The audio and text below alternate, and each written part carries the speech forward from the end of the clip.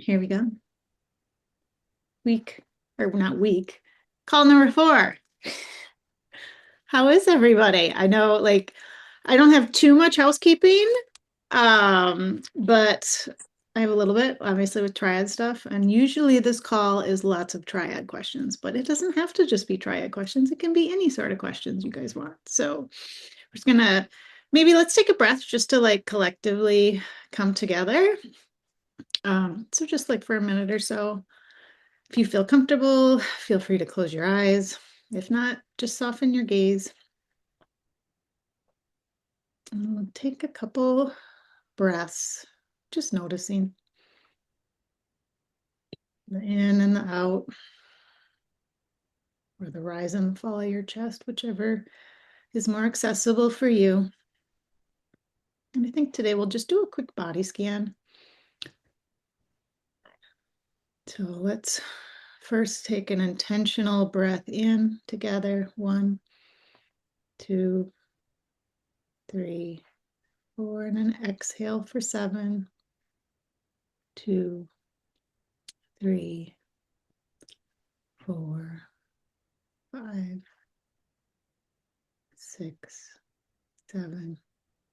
And as you settle in to just returning to your normal breath, bring awareness to the top of your head.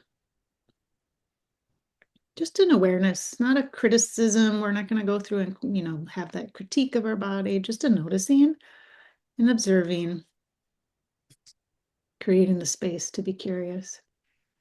So from the top of your head, notice the hairs on your head, even the muscles in your head and the scalp. Those can hold tension that we may not be aware of. Just notice.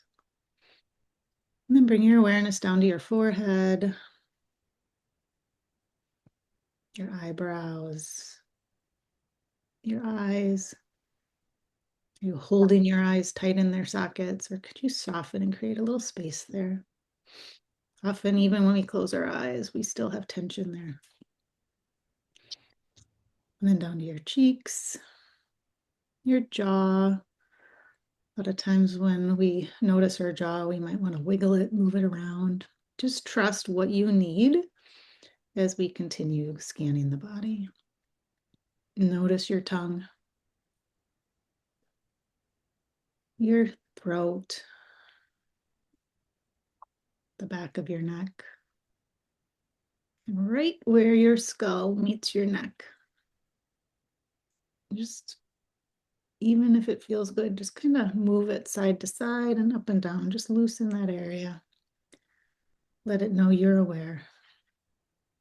And as we travel down our neck and our throat to our shoulders, which often carry a lot of weight and tension.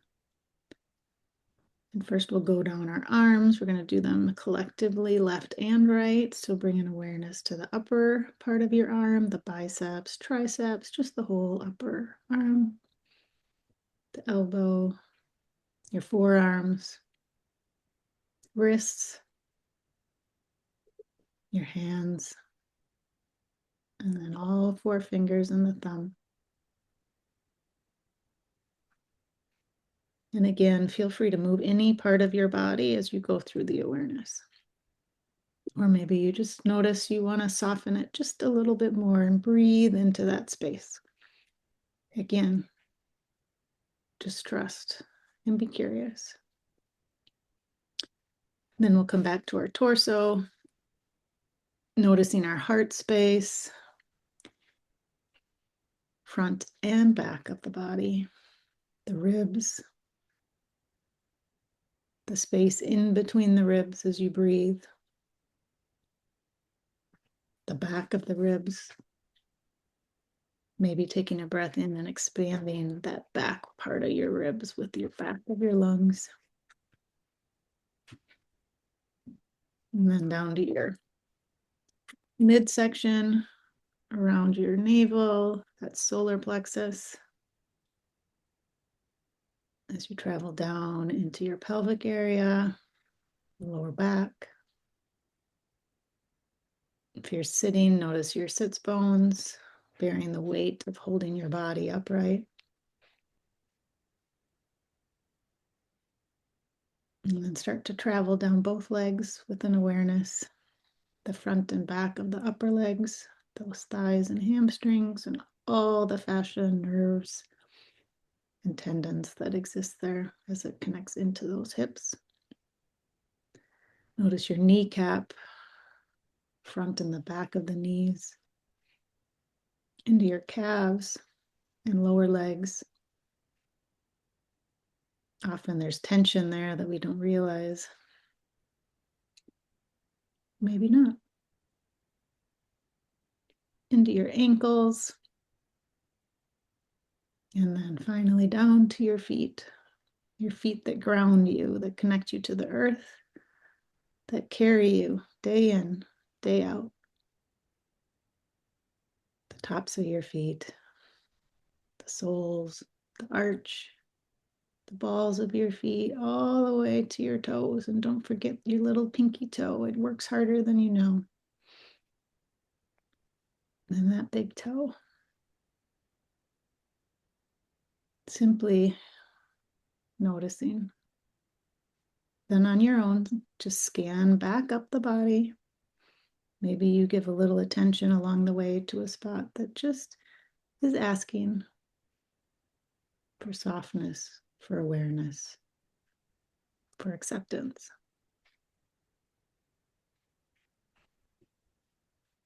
And as you work your way up to the top of your head, perhaps a little gratitude for this body that carries so much, can carry our emotions. It is a wisdom-filled place that when we listen, gives us information. They let us know that we're triggered before we even know we are.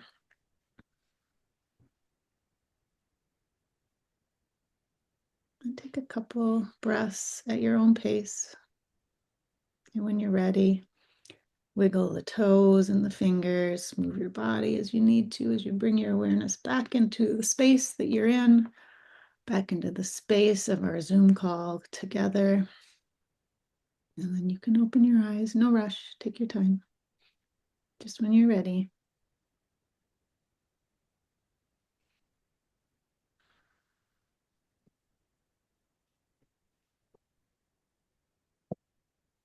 All right.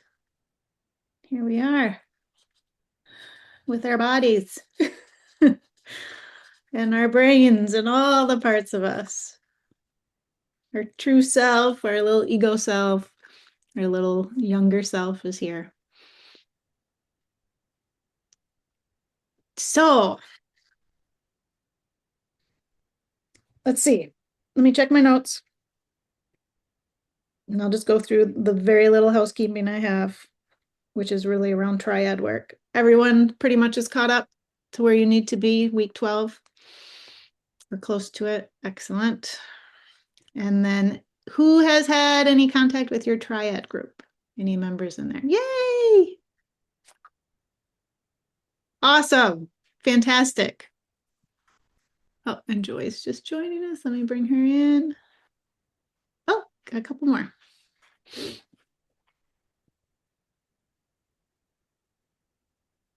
And Grace, did you have a question, or was that like an automatic when you raised your hand that you it was Automatic. yeah, Yeah. I kind of thought so, but I wanted to double check. Okay, so um Joy and Suki, have you been in contact with your triad group yet? Have you made connection or still waiting to hear? Sorry, Tia. We were just in Rue's group. We just both just got out of there. But So, okay, yes, we have set up a WhatsApp group. Yeah. excellent. Great. Great. I just always like to check in because sometimes things can be challenging when you connect with someone with technology, or Yeah, I was a little bit behind and I thought I like missed the memo or I didn't even get because I couldn't get it to work on my phone app. But okay. then I finally watched that rec the Q&A recording this Mhm. morning. I caught up finally and Good. I emailed my pod, I Excellent. mean my group, so just Process my is those. moving. So hopefully, have you heard from either of them yet or no? Okay. I've been on calls since I No emailed worries. them, so I don't know. No Yeah. worries. If by chance you haven't heard back within the week, reach out to me and let me know. Just send me an email just in case, we've had sometimes where people, it goes to spam or they think they replied or they didn't. We just want to make sure everyone is connected by the end of the week so you can start getting things on the calendar because Mhm. we know how busy everyone can be and trying to navigate three schedules together to make 12 calls can be a test of patience and flexibility. So I just want to make sure you're connected. So if you don't hear from them, please just send me an email like on Friday or something. Okay. And then ask for patience and flexibility in scheduling your sessions. I'm just looking at my notes. Anyone have any questions on how the triads, the practice sessions are set up? I know we had the Q&A, but sometimes people still have a little bit of confusion. That you do 3 sessions a week on average. We encourage 3 a week, but sometimes you have to do 4 because only 1 week you could find 2 dates. That's completely fine. I've shared before with previous cohorts back when I did it, we did only had a buddy system. My buddy was on vacation for 2 weeks and completely inaccessible for those 2 weeks. So we didn't even start till week 18 with our practice coaching. So that can happen, and that's okay as long as you get it done with enough time to do your write-ups and get your papers in on time. So if you go into week 20, totally fine. It just means, you're just mindful of the time. Um, but it can happen for people. So it's three on average, basically plan for 3 sessions a week, basically an hour a time. We do recommend 45 minutes of coaching. Many of us who graduate do an hour of coaching. I mean, I know we do our complimentary is 45 minutes, but typically I do 50 to 60 minutes in my private coaching.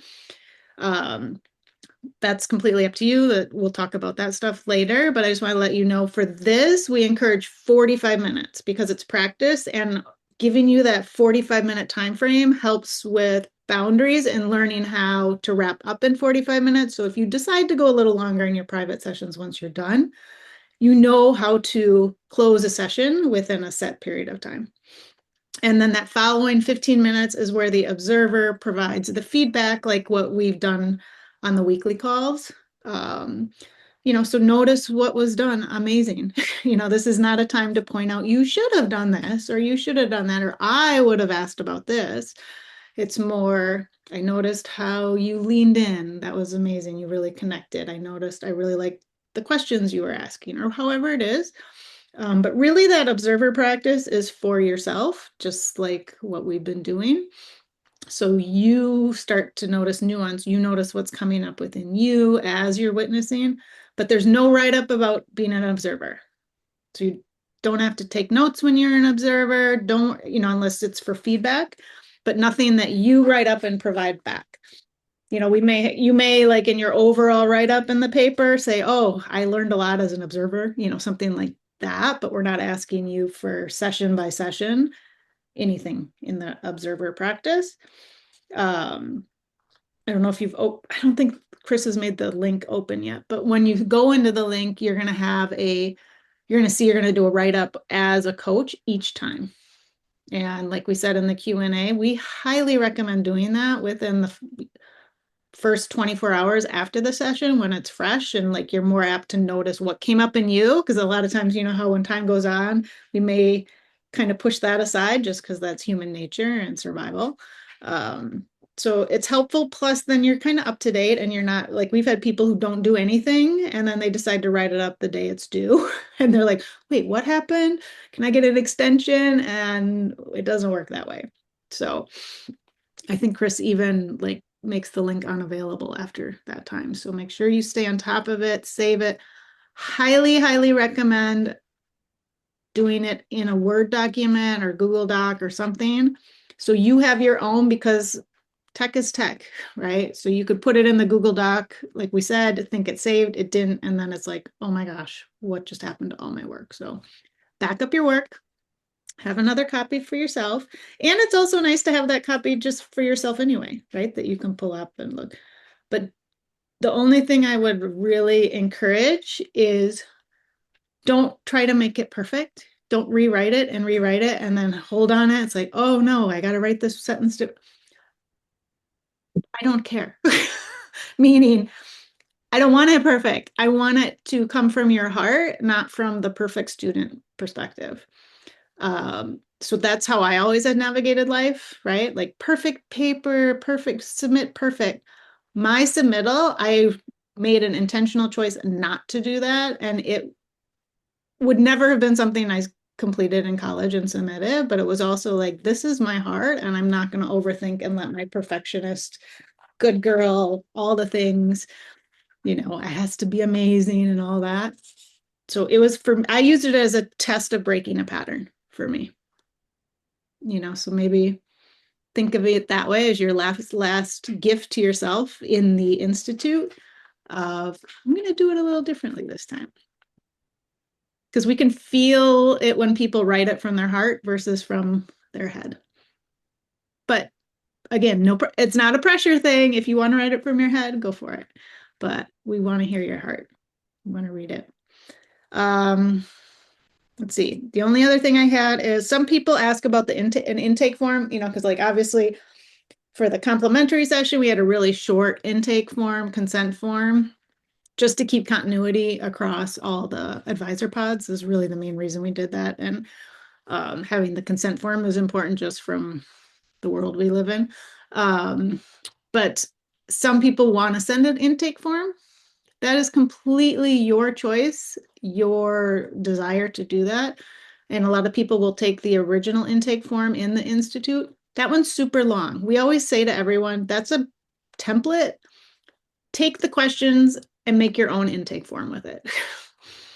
Because back in the day when I used to do intake forms with clients, I don't do them anymore. I still have my insurance liability requirement that they make me do of an agreement, but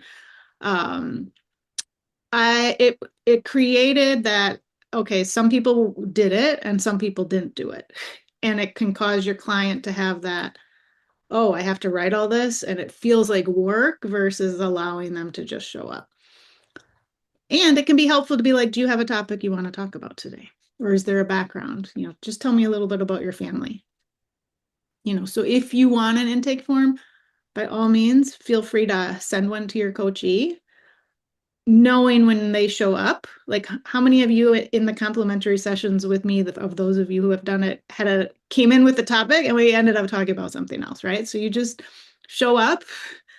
You have the intake form if you choose to use it, but don't use that as all or nothing. This is what we're going to talk about, right? So it's that attunement, meeting the present moment, all the stuff you guys already know. All right, that's all I have. So we have 45 minutes for questions or so. Yeah, Grace, I saw your hand. Yeah, I do want to ask when exactly which week do we start? Because I remember Sure. there's a prep week, and Yep. then because on the calendar it says from week 17. So that's my Interesting. question. Okay, yeah. So typically, we have the break week this week, which, I mean, sorry, you guys are here. When I scheduled this, I wasn't noticing it was a break week. That's on me. So week 15 is when we come back. Week 16 is when people typically start, right? So it gives you week 16, you do 3 sessions. I think there's a little material released in week 16. I can't really recall to do along with it, but it's just a little bit. And then week 17, 18, and 19. So we encourage you to do it that way, but then we have that. So it's week 20. You have that extra week if you need it to do sessions. So that's intentional. So 16, 17, 18, and 19. And there's a break week between week 18 and 19. So it gives you an extra week. right, okay, Yeah, okay. yeah. So Just, that's it's nice pretty too. flexible. We can Yeah, do it's whatever. unusual we have a break week during that time. Usually they're all before. Do you guys mind if I let my dog out? Because he's gonna be barking.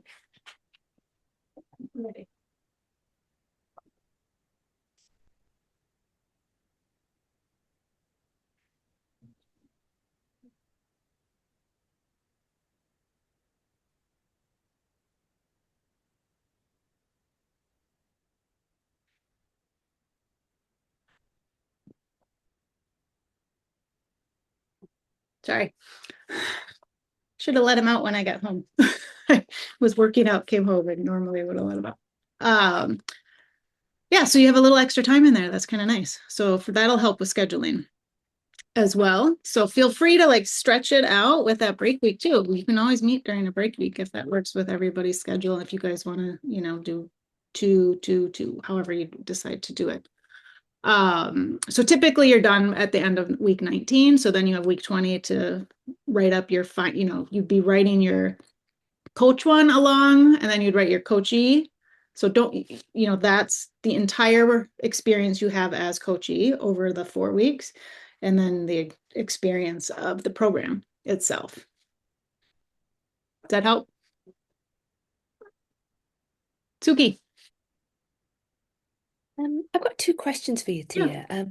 One, this is something that like kind of got highlighted to me, like not in this program, but like Mhm. before I did this, like last year, I did a like it was a general coaching thing, just general coaching, right? Yeah. And we had to practice within the cohort, and then we were told to get some additional hours with like friends or like Mhm. whoever, right? You could pick anyone. Yeah. And I picked like one of the people that I picked was somebody she's been a friend for many, many decades. And her feedback, which is like, whoa, And when I look back at it now, I'm like, yeah, she was kind of spot on. But it's the importance of body language Mhm. whilst you're coaching, you Mhm. know. And it's made me hypersensitive Mhm. to it now because Sure. she said to me like something apparently that I did. I don't remember the exact details, but I was like, did I? And she's Mhm. like, yeah. She goes, and you didn't just do it once, you did it a couple of times. And if I was paying you for this session, I'd be like, oh, she's not interested and I'm not coming back. I was like, whoa, that was like feedback right there, Yeah. right?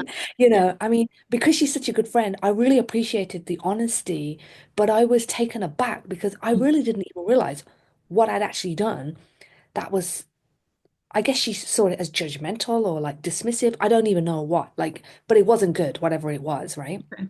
And I didn't feel that at all, but it was like, like, how do you work with that when, like, as a coach, like, as we're practicing to get to that point? Because, I don't want somebody to feel that I'm not interested because I am interested. I like talking to people. I like listening to people, but Yeah. it's that awareness. But now I'm like hypersensitive to it Mhm. now. Mhm. It's like I Yeah. daren't even look away from like not making eye contact because it's like, oh geez, like I don't want them thinking I'm being dismissive, but I can't Right. stare at them either. Yeah. How do you get that balance? And what do you do? Mm. Yeah, it's a great question. And you already noticed like it kind of stuck a little arrow in you, right? And so because she was such a good friend, I'm just going to toss this out there. It was practice, of course. That's a reason why we do not coach our friends and family because there's a different personal level, even though we think we can do it as a coach and stay outside of the relationship. So she may have given you that feedback just because you have a deep personal relationship over many years. So she may have been more hypersensitive Mm. in the situation. So whether you were that way or not, we don't know, right? Mhm. It could have been a projection, it could have been this, there, but what happened is you now are hypersensitive to that. So I can't tell you full, so that's like, there's stuff underneath there of Mhm. what's coming up for you. Right. But then like from a form standpoint, how many of you who have had complimentary sessions saw me looking down when you were in a session? I can guarantee you with every single one of you, I was looking down because I was taking a note, I was writing something. I may have noticed a squirrel in the tree out here, or like the other day I had a possum come right up to my window while I was on a call. I'm like, and so when that happened, a lot of times I'll be like, I'm really sorry, but there's a possum that's just out here wandering around, and most people are like, oh, like it's not that you're not paying attention, but there still is a world happening around you. Like right now, my dog was barking. I'm like, okay, is he just going to settle down? He wasn't going to settle down. He had to go to the bathroom. Did you feel dismissed? No, not really. No. Yeah. So if we name it, so a lot of times, um, I mean, like right now, I'm looking away to pick up my mug. Um, I encourage a lot of coaches to even say, and I do this, I don't do it every time, but I try to do it with new clients, is like, hey, just so you know, I'm taking notes. If I look down, or a lot of times if I know I look down for a longer time, I'll like make sure the pen is in my hand to make it obvious that I had been writing. So like these subtle noticing. Um, if you feel you are attuning, if you feel you are making connection, it is not possible to maintain full eye contact through an entire session. Dr. Shafali does not on our Wednesday calls, right? Mm. Because we're human, we need to take a break. We need to center ourselves, whether it's an intentional look away, such as writing down, or just, I mean, I look up a lot when I talk. It's just part of who I am. They a lot of times they say it's because you're looking for the answer. You can psychoanalyze it as much as you like. Mm. For me, it probably settles my nervous system a little bit, or just it's a way to pause. So I would encourage you to be gentle with yourself with this and Okay. notice. So this will be a good thing for you while you're practicing when we talk about what's coming up for you. If that's something that's coming up for you in a session, am I making enough eye contact? Is my body language inviting? Are they feeling that I'm listening? That's something to write down. That's what we want to hear about, because your first session to your fourth session, you may notice a slight shift in you of like, oh, Right. right. Yeah. So Yeah. I think it's a great opportunity for you to have your observer of yourself, Mhm. which is why we talk about that a lot, because we have to be aware of what's coming up for us as a coach while we're Right. in session, because stuff Yeah. will come up 100%.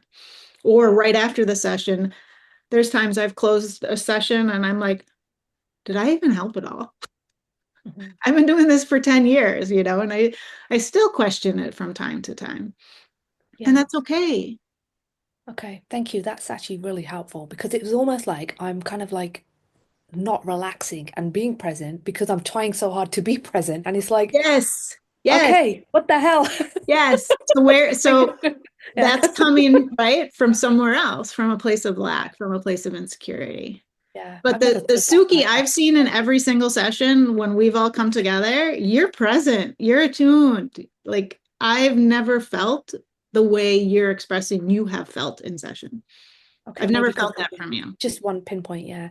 And just one other thing, like I really kind of like sat with this for a few days and I was like, Mhm, okay, I but I'm becoming like I got to speak my truth here, right? mhm. Now, because of all this like schedule changes and stuff, right, that Yeah, yeah, happened. Right? yeah. First, I was like, what the hell? Like, Dr. Shifali, like one, two, oh my God, she's changed what how many, right? Like I just went into like Yeah. she just really set my panic and like an overdrive. How the hell am I going to do that? That one, that one, that one, that one. Then it went like through like that's not fair. Like, Mhm. like, and then I was like, hang on, you're teaching us to be present and then you're doing, doing, doing. Like, I came here to get away from the goddamn doing to being present, right? Like, it just like, it's like being shot down with like a machine gun, like left, Yeah, right, and center, right? yeah, Okay, yeah, so yeah. now the dramatics are out the way.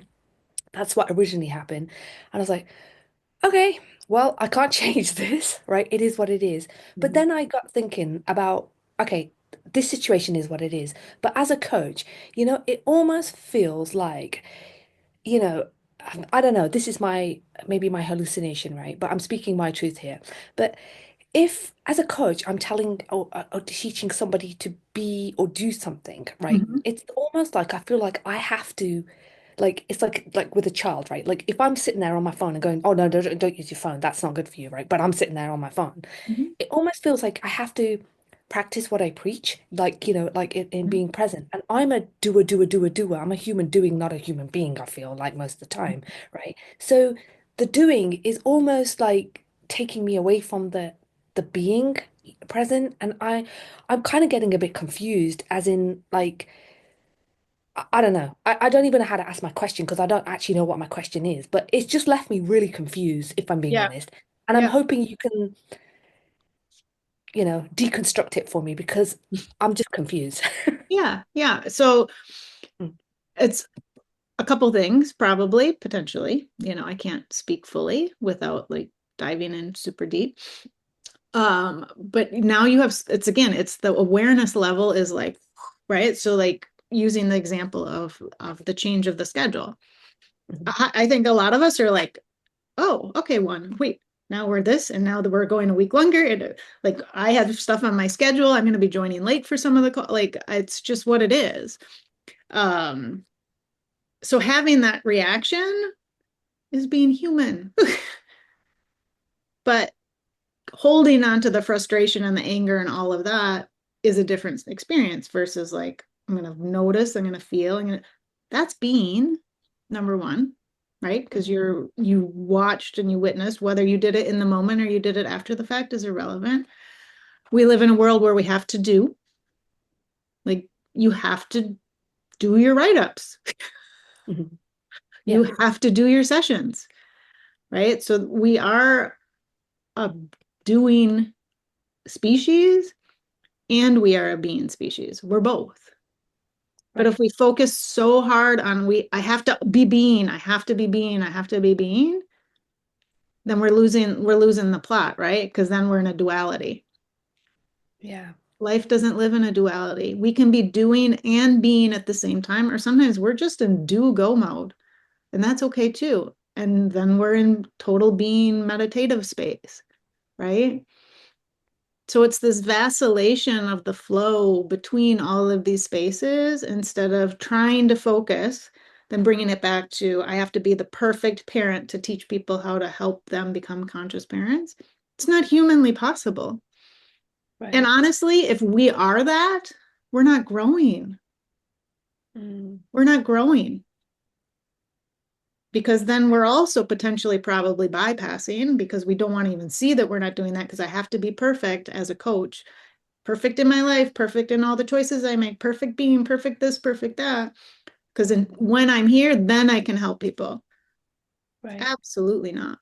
I mean, I did have to laugh at myself because I thought, oh, what better lesson could I have had? Because like I like a Mhm. schedule, I like to be organized, and it just Mhm. went all upside down. And Yeah. I'm like, okay, it is what it is, right?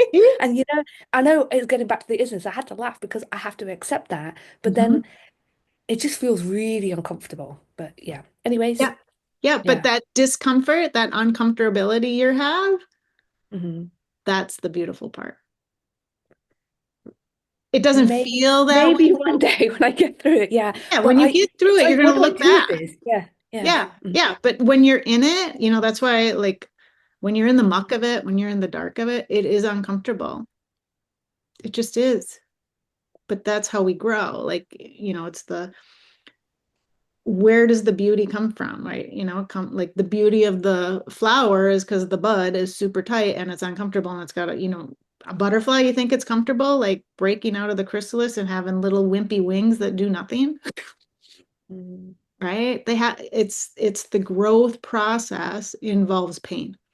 And yeah. culturally, we have been conditioned to believe we don't have pain. We don't want to be uncomfortable, right? We try to protect our children from never feeling sad or never feeling this because we don't know how to handle it.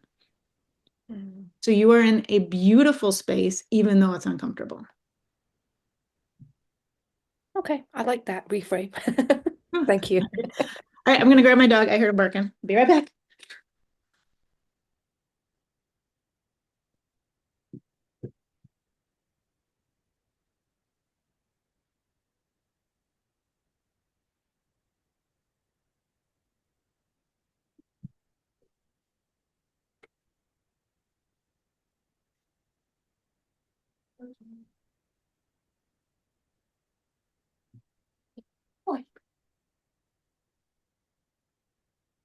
Okay, thank you.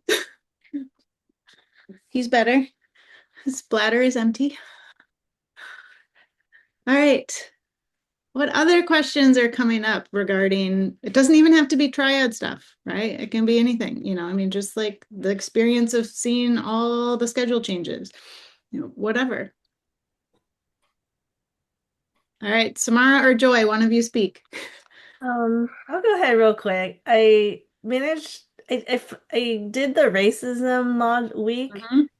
just over the course of last this past week, and Yeah. then we just had that Super Bowl Sunday, and there's this controversy Hmm. about the main act being only singing in Spanish. Yeah. And Yeah. it really upset the certain Yeah. more right-wing people, like very Yeah. more nationalistic, white-centric people, to the Exactly. point where they had to air their own Yep.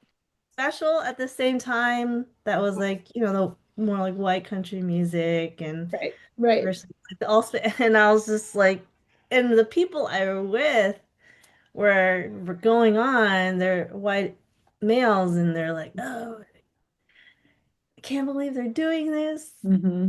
Like we're in America, they all have to sing English. English is our language. And I actually like made myself speak up a little bit. And Good. I can't believe I did that, Good. but I was with those group of guys before and they said some things that were really like Mhm. horrible. And I disagreed with, I didn't speak up and I was really Yeah. mad at myself.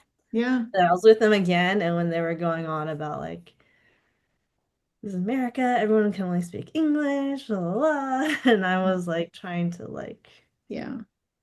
say something. So I was kind of proud of myself for doing I'm that. proud of you. It's hard to speak up.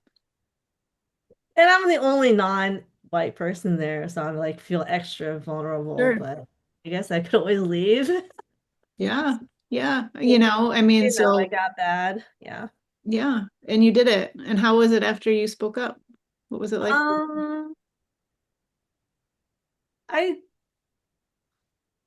I was happy that I stood up for non-whites in Good. my own little Yeah. group and yeah. It's not easy. Mm. And it's more in our face now than like before it was more in the shadows and hidden, right? It was never Mhm. hidden, but like now it's blatantly out there. I mean, yesterday Mhm. was the perfect example of it, right? Mhm. Mhm. And here you were in a group.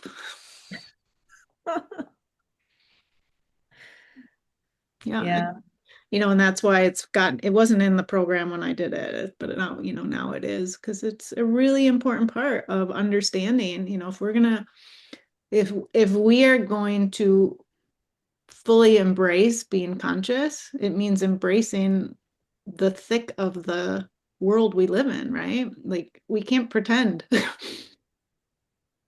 Yeah. And I really love seeing like the other side of you, Tia, like talking and on the other coaches addressing like racism in their lives. And I really appreciate getting to know you all like just a little deeper.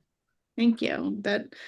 It's something, I mean, you heard me in the thing, right? I started really deconstructing it during when she did You're the Awakened Heart. There was a small little subset of us that just started exploring it on our own, separate from everything else. And it honestly, like when you were talking, Suki, of the discomfort, it was the most uncomfortable thing so far on my journey, just because I grew up, you know, Madison's extremely progressive, right? It's got a university with huge international student population.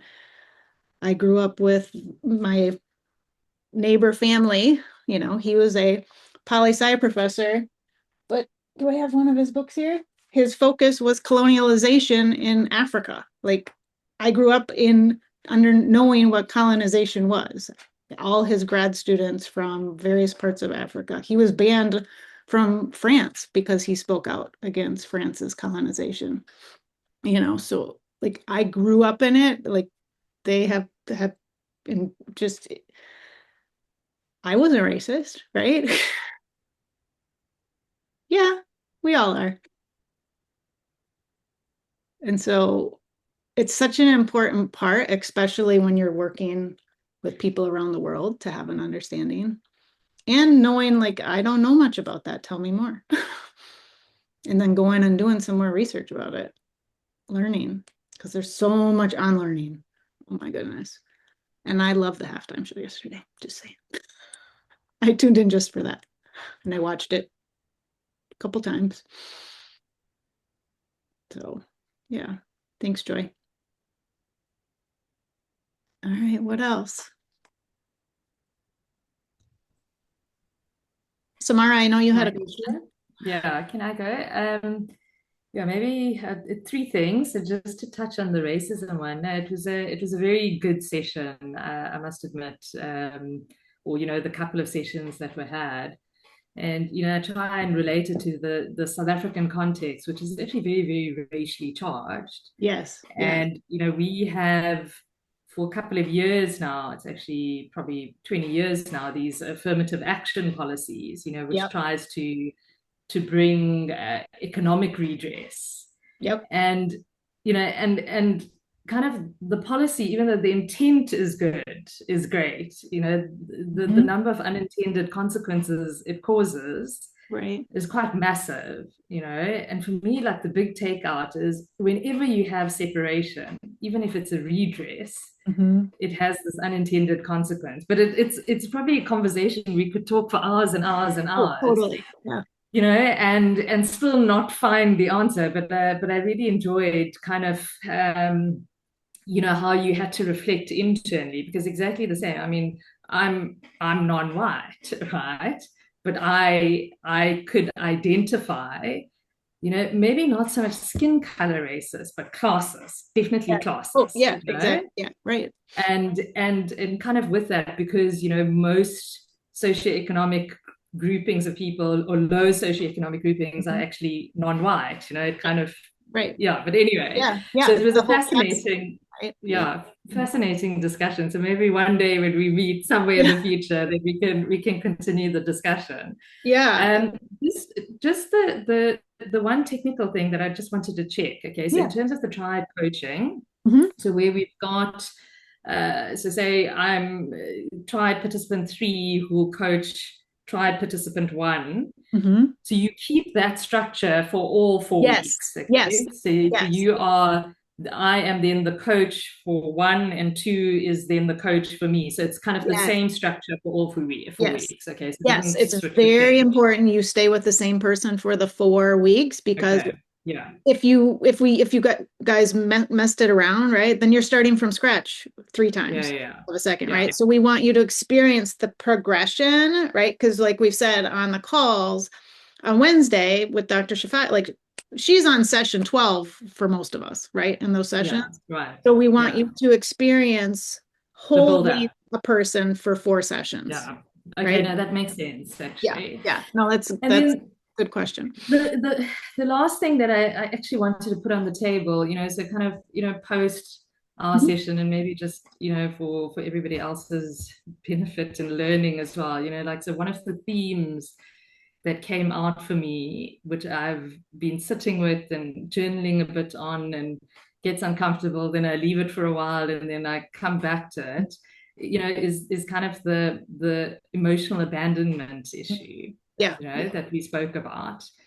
And then I've done kind of a little bit of research, and it was actually also one of the videos in very much the earlier sessions in the program. I can't remember the lady's name, but anyway, she recommended a book called The Emotionally Absent Mother.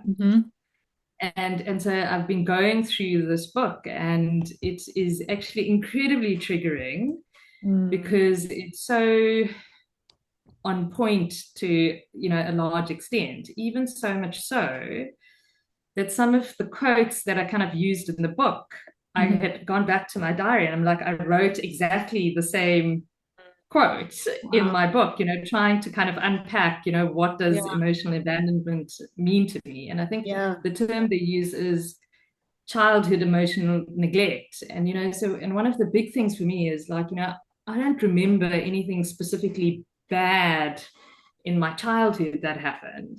We were a big family, big Indian family, lots of cousins, lots of people around. I never felt unloved. But at the same time, what I'm identifying now is, that critical need of, like, safety and somebody to go to and somebody to be held by was missing. But there wasn't kind of like a specific event separation. It was just the way I grew up. It was actually always there. And it's so incredibly difficult now for me because, so I haven't finished the book. I'm very close to the end, but, she actually takes you through like the journey, like, kind of the technicalities behind it.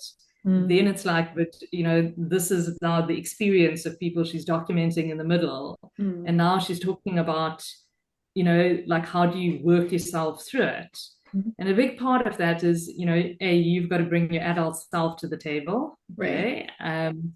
But, there's a lot of talk about, kind of, going for more deep therapy where your therapist becomes, kind of that the good mother archetype that you kind Right. of look for. Yeah. And to be honest, like, I still don't feel comfortable with that. And where do you even go with that? How do you like find now a therapist, like after we've done all of this, and then you kind of go into that and maybe they don't get it. And so I'm just maybe asking, is where do I go with this? So, can I mother myself, out of it? Right. Or, is it something that you need somebody to hold your hand with because it's probably so deep set, you don't even know where you're stopping yourself. And so maybe just some thoughts around that. I don't know what thoughts you have around that. I mean, there's no right way or wrong way, right? So there can be like the typical path, like you were just describing. Yeah. And sometimes we're not ready for the typical path or it's not feeling in alignment. And that's completely fine. So maybe for you, it's still exploring and understanding because like you, I had a very similar, my mom it was the silent treatment. She just wasn't emotional. She didn't have the emotional capability. Her dad died at 16 in front of her of a massive heart attack and like all these things. I won't go into all of it, but she didn't have the emotional capacity to deal with my big feelings. And I grew up with my mother and my grandmother was better at it. But now in hindsight, I'm like, she didn't know how to do it either, but she just didn't react the same way my mom did. Yeah. So it was these micro moments of, I just have to take care of myself. If I say the wrong thing, my mom isn't there for me, and then she doesn't talk to me for 24 hours or a week or however long it was at the time. So I learned that you just don't mention these You don't things. bring it up. Yeah. Yeah, Yeah. right.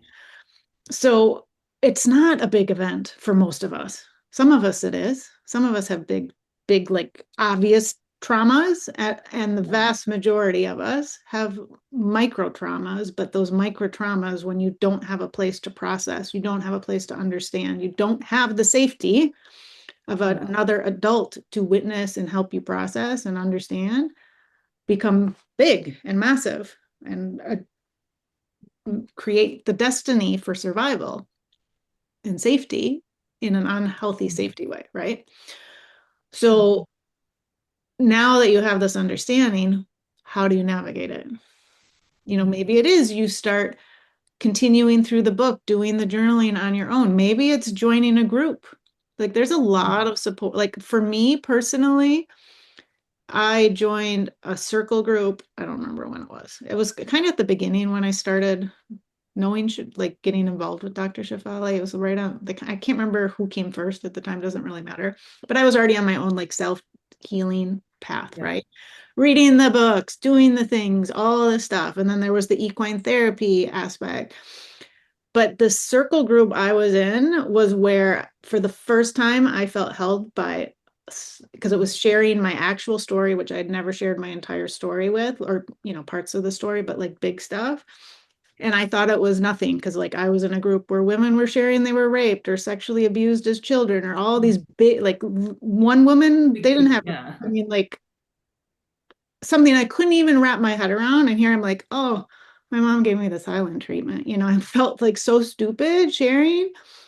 But I also knew, like, at that point in the process, it was very much but sharing it with this group of 8 women in an incredibly safe space was one of the most healing things for me personally, because I shared it and you don't get feedback, you don't get this, you just are mirrored back. And it was like, you were through so much. And I was like, no, I wasn't. And it was, but that no, I wasn't would have been my old thing. And, but the way, so it doesn't always have to be one person. But Yeah. there is something to be said to have a witness, to hold that space, to share your story in a way, because when we're sharing it just with ourselves, there's no Yeah. witness. You see, so it's exactly the point, so that's what's, a big part of all this teaching that's come up, is everybody needs kind of, it's not necessarily their trauma, it's actually the part of them to be seen. Exactly. Okay, the part that Right. they've been hiding away needs to actually come into the light. Yes. And you probably first, like, and I say, that uncomfortable feeling is where you've got to kind of like touch it. You've got to like touch it, because most times you don't go close to it because it's this big beast and you don't want, but you've got to touch it first. Yes. To come out of it, you actually need to get somebody else to genuinely validate it and accept that this is what happened to you, this is how you've internalized it. Right. And I think that's where the healing happens, right? But and I look at it, and yes, I have friends, but I never have that person that I can go to, and and because I've just cut it off, Right. and Right. and now I feel like I'm sharing in this group now, but like if I look at my repertoire of people in my life, Most of us don't have know who that. I'm going to go to, Right. So, but as you say, maybe I must just work through it and the answer will come eventually. But anyway, I just thought I'd share. But it's so important to get the hurt touched by Exactly. yourself so you can recognize it and then be validated. Right. And I think that's the support. That's like kind of the foundations of the support that get you through. Exactly. But anyway, those were just my insights from and it's the tapping. I always say it's like tapping your big toe in the pool or in the water. You don't need to go off the high dive and go all the way in, because that also can like cause a physical, like it's overloading, right? So it's just doing those taps and bringing it back to the triad work. Maybe this is a chance for you in these 4 sessions to start to share some of that with whoever is coaching you, and just tap your toe in for these 4 sessions. Just tap it in. Yeah, it's a good idea. It's a good idea. Because here's an opportunity to be held. And that's why, like, if all you guys do in your 4 sessions of your triad work as coach is listen and validate, like that's it. We don't have to be perfect. We don't have to have the answers. In fact, we're not supposed to have the answers. The person you're coaching has the answers. And the person coaching knows the pace that they're able to go at. Yeah, that's true. Right? We want them, like, you maybe be like, I see it all. I see this pattern. They just need to get to here at the end of the four weeks. But that person is like, I can't. So that's so you attuning, you listening, you holding that space and simply allowing them to share, even if they're just at the surface level of share and they can't even dip their toe in, that's where they're at. And that alone is going to help them get a little deeper, a little deeper. That's so true. So maybe this is your opportunity to see what that's like for you. Yeah. No, thanks, Tia. I think it's a good framing on it. So I will be honest and present and bring my full self to the party, actually. And also, I want to just like hold the space for you too. Like, trust yourself what you're ready to share. Like, you don't have to have an agenda for the 4 weeks either for yourself. Yeah, fair point. Right? You may feel like I share, let's say, rapport building first week. Second week, you're like, I'm going to share a little bit. And then third week, you're like, I can't share anymore right now. I can't, that's all I could share. That's okay. Yeah. So be gentle with yourself as you tap your toe in, as you touch it. Thanks so much, Tia. Appreciate it. You're welcome. All right. Anybody else? We're in the last few minutes. Yeah.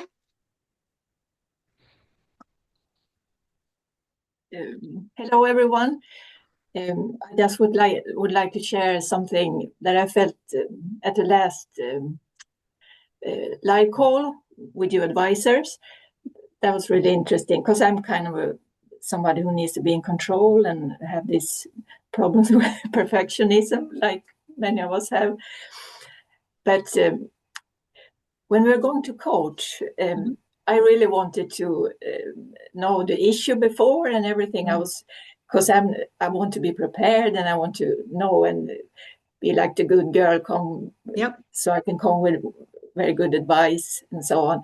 But when Janet, she said that you need to arrive to the coaching with no agenda and also meet the client where they are. That was kind of fun because when she said that, something in me just relaxed in my body. It's just, it's going to be okay. You're going to be okay.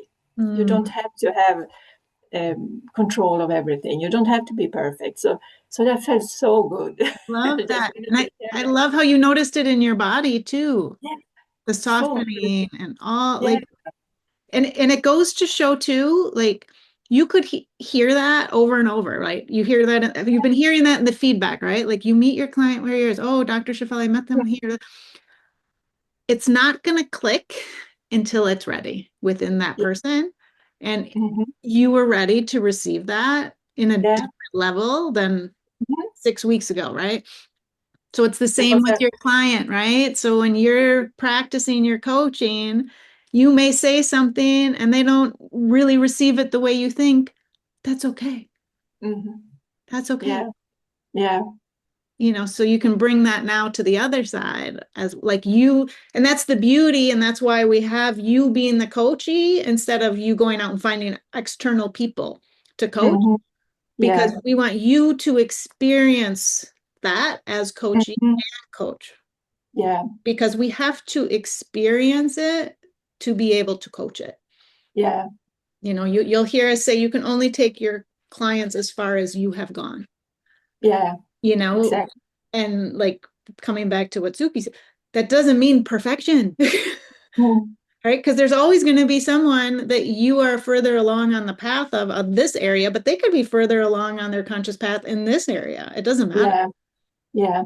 Right? There's no, it's not linear. But it's so interesting too, because you can have a lot of knowledge, wisdom kind of in your head intellectually, but when it's kind of, what's it called, falls down or embodied, it's a deeper experience. It's kind of cool. Exactly. And it doesn't mean we have to have it all figured out. Like, so you felt that, you embodied that, and you're still going to have your perfectionist part come out. That's okay. You know, for those of you who are having that and navigating it, I've told past cohorts, like, if you feel you need to have like some tools or good questions, grab your little Post-its, write them on, put them around the edges of your computer so you have the comfort that they're there. 9.9% of the time, you aren't even going to use them at all. But if it brings you safety and comfort, do it. It's a bridge. It's a bridge in between. Yeah. You know, so there's no shame in touching that perfectionist piece and bringing her with you. In fact, I would rather you bring her with you into that session than try to be like, I'm not going to be that. I'm not going to be that way. I'm not going to be that way. Versus like, you know what? I'm going to have the question of make sure I am grounded. Make sure I'm just looking at like pretending I have posted something like, oh, asked this question is always a good one. Or if you don't know what, breathe, or, you know, tell me about yourself, or tell me more, you know, or inner child, ask them about this. Like, don't be doing inner child in your first session with your coaches right now. Just, you know, but put those around as your safety blanket. Yeah, it's a great idea. Because that part of you that has been so strong, even though you felt that during the call, she's still there. So honor her. Yeah. Bring her into the session. Just don't let her control the wheels as much. Like she can sit in the back seat. She can sit back here. Yeah. Yeah. Thank you so much. Welcome. Of course. All right, we're a few minutes over, but Lydia, did you have anything you wanted to pipe in about before we get off? No, Tia, I'm just trying to piece everything together, I guess. There's Sure. Yeah. a lot going on. So yeah. But no, I'm caught up on everything. I've actually taken the day off on Wednesday to just kind of, Nice. yeah, settle myself and go back over a few things. So yeah, Yeah. but no, I think Good. just Good. gonna have to wing it and just get in there and just, Exactly. yeah, Trust it. Trust the process. yeah, And remember, this is all practice yeah, and more, and I would even encourage it. Like, you know how I said, like, I've been in with clients and I have like an animal right by my window, and I'll just be like, sorry, yeah, there's this. It's okay to be like, you know what? I am feeling a little overwhelmed right now. I'm just going to take a moment. I know it's yeah. practice. I'm just going to take a That's moment. every day. Yeah. It's better to name than to like fluster and start getting into the judgment cycle and the Yeah, self-criticism cycle. Because the yeah. coachee that you're coaching is going to feel something similar, most likely, when they're coaching their coachee. So I've let's, noticed I've noticed something about myself, like I'm taking a really long time to like kind of just get in on like say when we got the list of who's in our Mhm. pods, it's like, oh, who's going to do the email first, you know? And you're like, oh no, no, I won't send it first. And then when one of the other girls sent the email, I was like, oh my God, thank God. So all the little things, I'm just like, oh my God, I actually do this. Yeah. Yeah.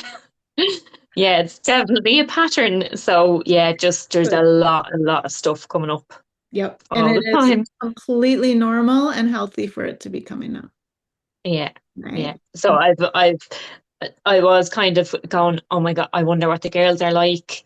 And you're trying to, and then I was just like, no, hang on.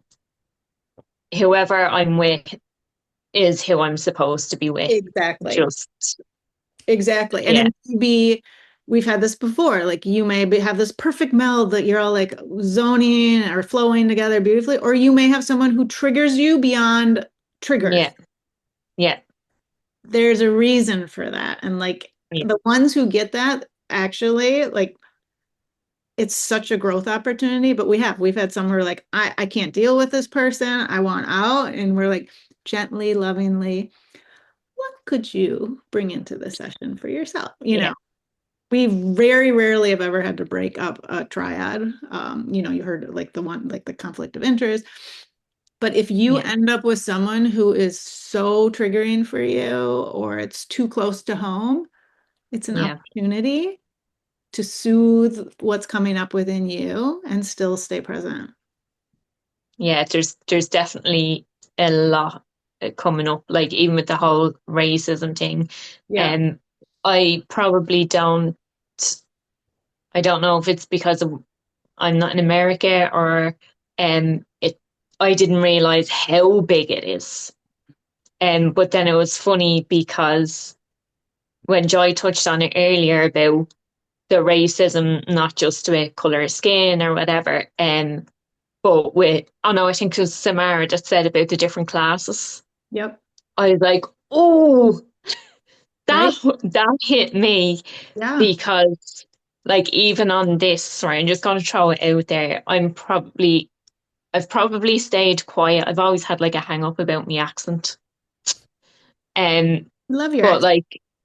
like well, I would be very like in North Side Dub, like inner city, you Yeah. know. Yeah. Yeah. Um so like I would be I would have grown up in say like lower class. Hmm.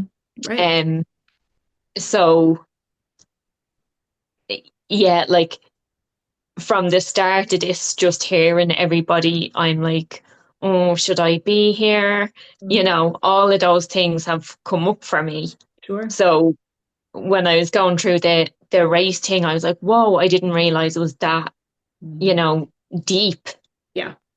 I probably don't experience it here to the same extent, I guess. Um, But yeah, Yeah. like when you actually broaden it about everything, you're Mhm. like, oh, right. Yeah, because like even in my work environment, people would like slag me because of where I'm from or how I say things.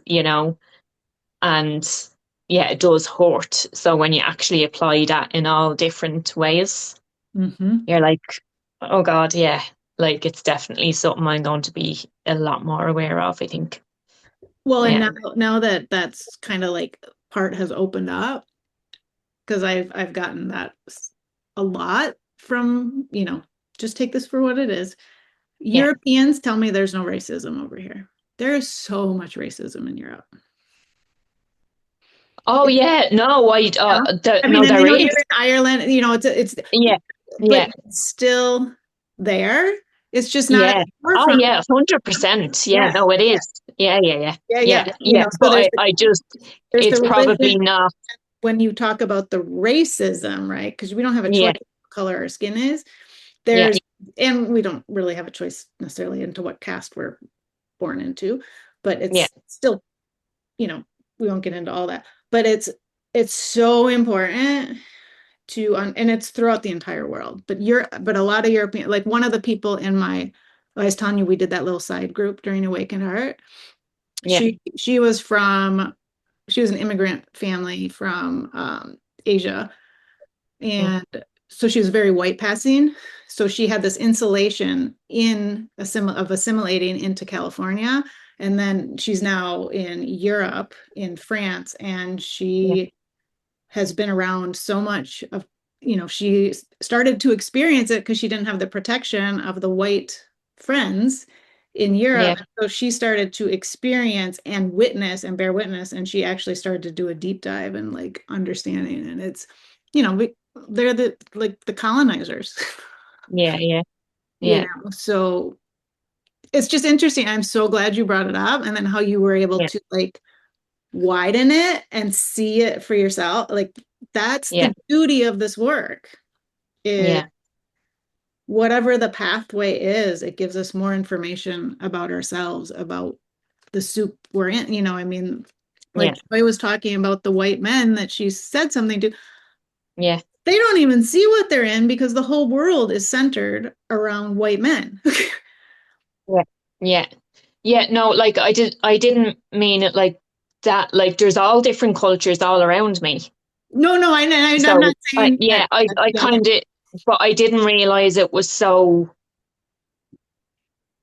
deep. I know there's racism everywhere, but I didn't realize it was so, yeah, Yeah, yeah. And I yeah, love that it's given you another, because we don't know until we have an inkling.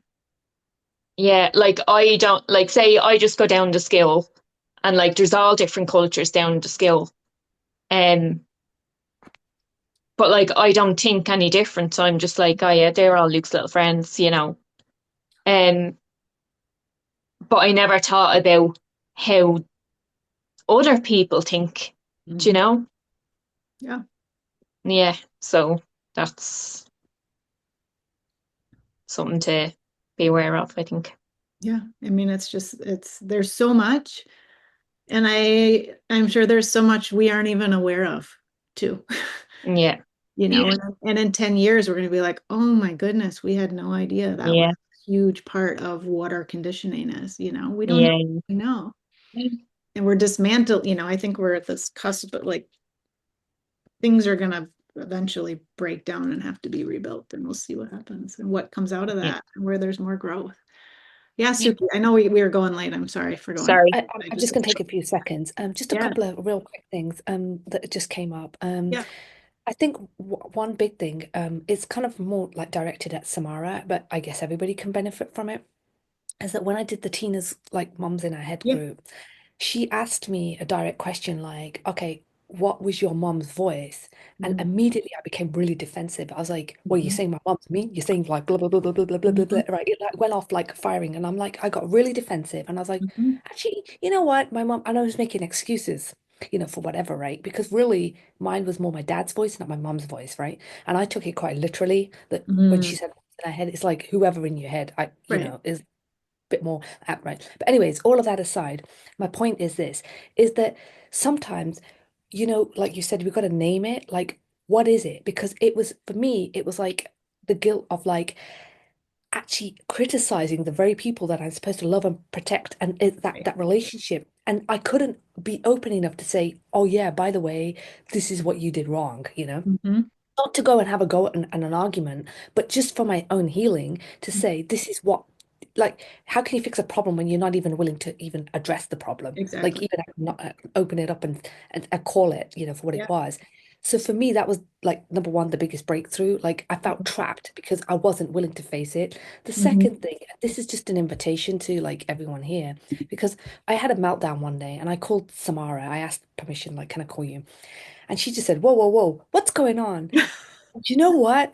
I was like, I'm so glad she did that because I'm going to be Aw. using that like a lot. And it was felt really good to be like in that space with somebody that's going on the same journey. Yeah. So I'm opening it up because it was healing to be on the receiving end, but I would love if somebody was in that state that they would come and I could be there for somebody too if they felt that they need to.